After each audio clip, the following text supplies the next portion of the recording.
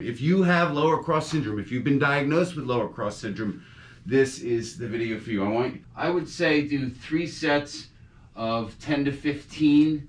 Eventually, if you can get some weights on your ankles to do that.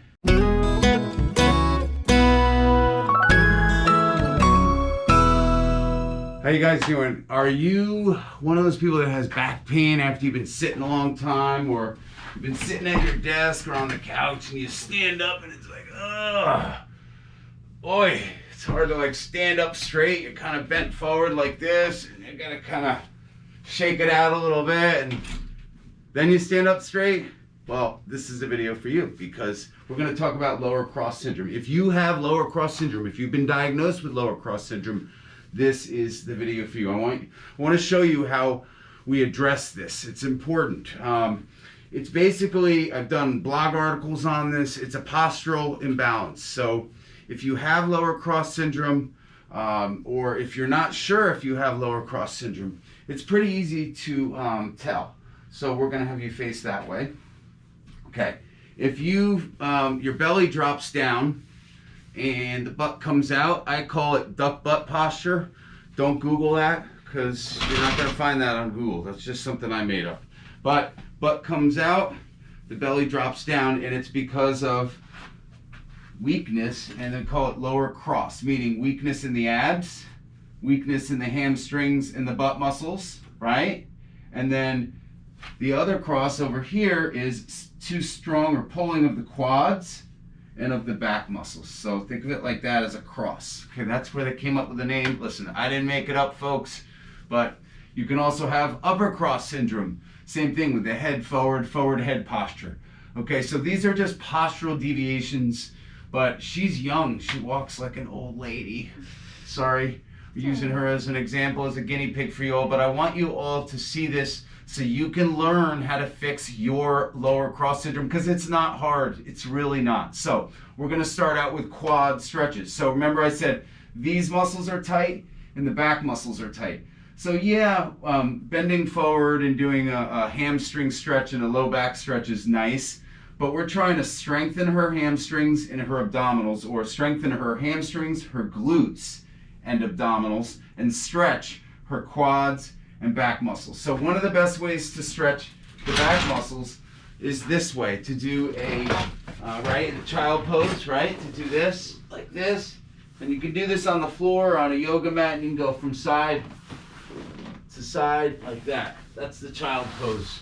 That's a good one for your lower back, which leaves your hamstrings out of it, okay? So again, you sit down on your heels and you reach forward, okay? That's a good one. And from side to side. Yeah, and side to side.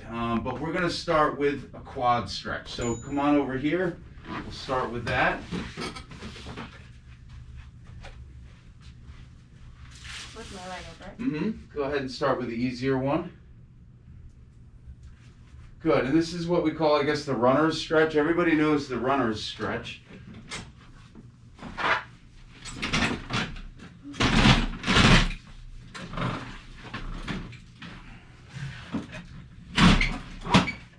Good. Breathe in and out. And if the stretch is intense, you want to just hold it for 30 to 60 seconds, no more. Is it intense? It feels, yeah. Right here. Yep. So if you're someone that sits all day at a desk, these muscles get tight, your hip flexors and quads. So you have to stretch them. It's good to take a break every so often. Put your hand on the back of your chair and do this. Okay. Go ahead and do the other leg, switch.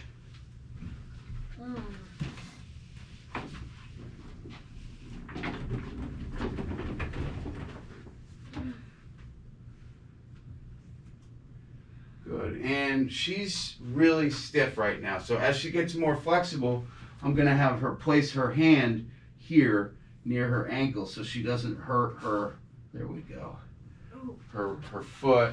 It's a little bit harder. So you can grab right up on your back up here on your foot if you want to. Yep. And hold on to there. There we go. Good. And you want to make sure that your knee, when you're doing this, your knee's not out like this.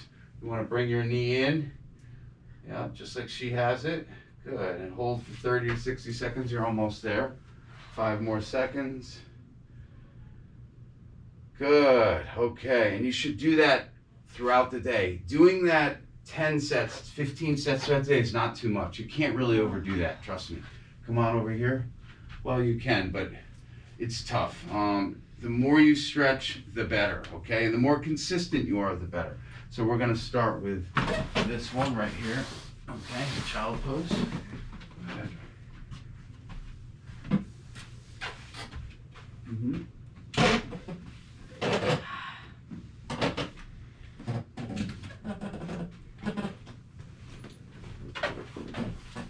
No, you want to sit back onto your heels? On my No? Yeah. Yeah. There you go. There you go. Yep. Just go easy. Go easy. Go slow. There you go. You can come onto your elbows here first. Yeah. Okay. So what we're doing here is we're taking her lumbosacral joint and putting it into flexion. Because right now, the abs are weak and the belly drops down, the butt comes out, and her lower back is in hyperextension. And the more you sit, the more hyperextension, or what we call as facet syndrome is another name for it. So we're trying to reverse that with her.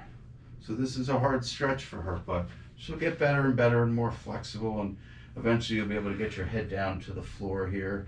And you can go a little bit to the left and a little bit to the right. Yeah. Good. Okay, so those are my two favorite stretches for lower cross syndrome. Okay, and for her, we're just starting out with stretches. So I want you to come on up. And again, if this stretch is intense, only hold it for 30 to 60 seconds. And you'll come on up and stand up. Okay.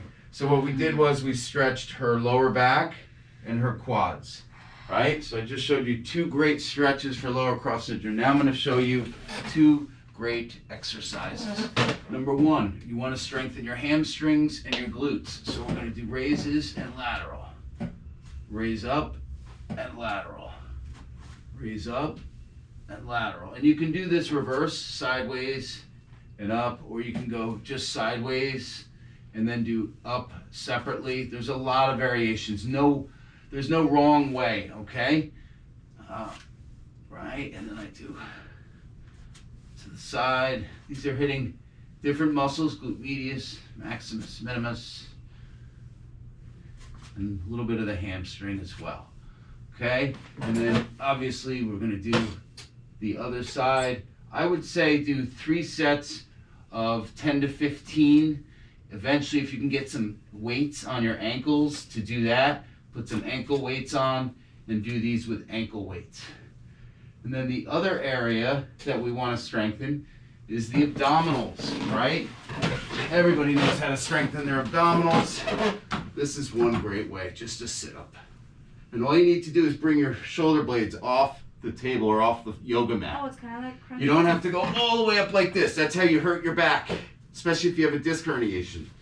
So just come up, shoulder blades off the mat, okay? And then you can do sideways if you want to get the obliques. You don't have to come all the way up like that. I don't want you to strain like that. And you do on both sides. And I would do 10 to 15 reps, 3 to 4 sets of all this. So I just showed you guys 4 great exercises and stretches